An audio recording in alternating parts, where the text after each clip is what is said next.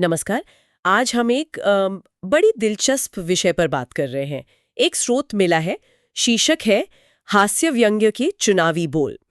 तो लगता है चुनाव और हंसी मजाक, कटाक्ष, इस सब पर कुछ है। हाँ, शीर्षक तो यही बताता है। हमारे पास वैसे इसका एक बहुत छोटा सा हिस्सा है, एक अंग्रेजी चुटकुला है असल में, पर मुझे लगा इसी से शुरू करते हैं, देखते हैं कि चुनाव और हास्य का क्या रिश्ता हो सकता है। हाँ, बिल्कुल। कई बार छोटे से उदाहरण से भी काफी कुछ समझ आ जाता है।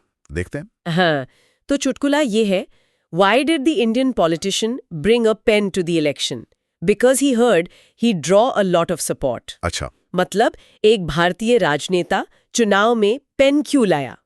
क्योंकि उसने सुना था कि वो बहुत सारा समर्थन, मतलब सपोर्ट, खींच मतलब ड्रॉ सकता है। पहली बार सुनने में तो सीधा सा मजाक लगता है। हाँ, लगता तो है, लेकिन इसमें वो शब्दों का खेल है ना, अंग्रेजी वाला पन जिसे कहते हैं। हाँ, बिल्कुल वही। ड्रॉ सपोर्ट का मतलब हुआ समर्थन पाना, समर्थन जुटाना। हाँ, पर ड्रॉ का दूसरा मतलब भी है कुछ बनाना, खींचना।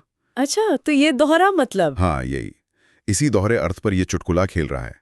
ये दिखाता है कि कैसे भाषा के जरिए मतलब सीधे सीधे कुछ कहे बिना भी एक टिप्पणी हो जाती है।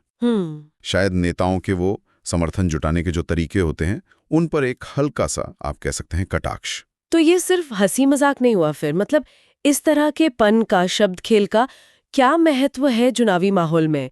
क्या ये बस माहौल हल्का करने के लिए है? देखिए, माहौल हल्का करना तो है ही, वो एक बात है, लेकिन ये शायद उससे थोड़ा ज्यादा भी हो सकता है।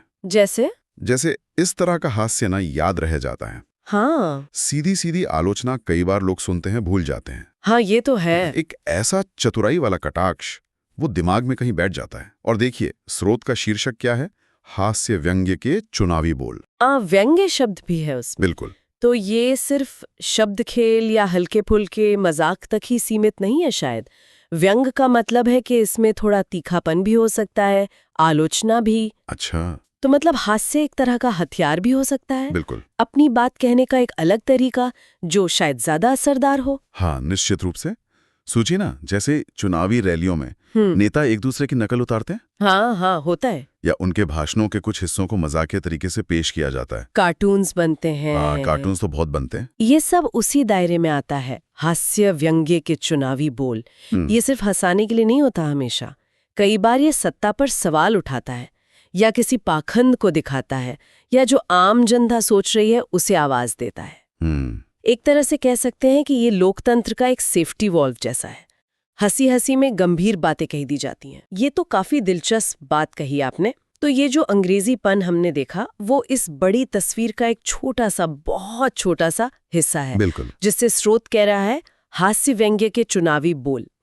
ये दिखाता है कि राजनीतिक टिप्पणी कितनी अलग अलग तरह की हो सकती है, कितनी सूक्ष्म हो सकती है। सही। और ये भी दिखाता है कि कैसे अंग्रेजी जैसी भाषा के मुहावरे भी हमारे यहाँ राजनीतिक संदर्भ में फिट हो जाते हैं।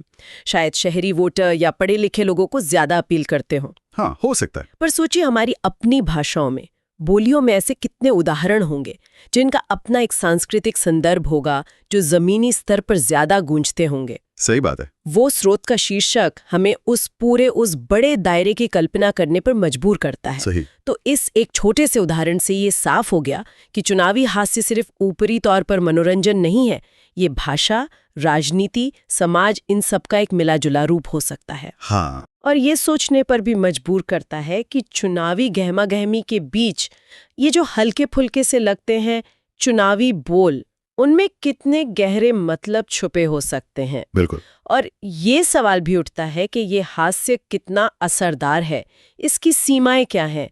क्या ये सच में कोई बदलाव ला सकता है, या बस थोड़ी देर के लिए माहौल हल्का करता है? ये भी अपने आप में एक बड़ा सवाल है। हाँ, और यहीं से आज के लिए एक विचार भी निकलता है।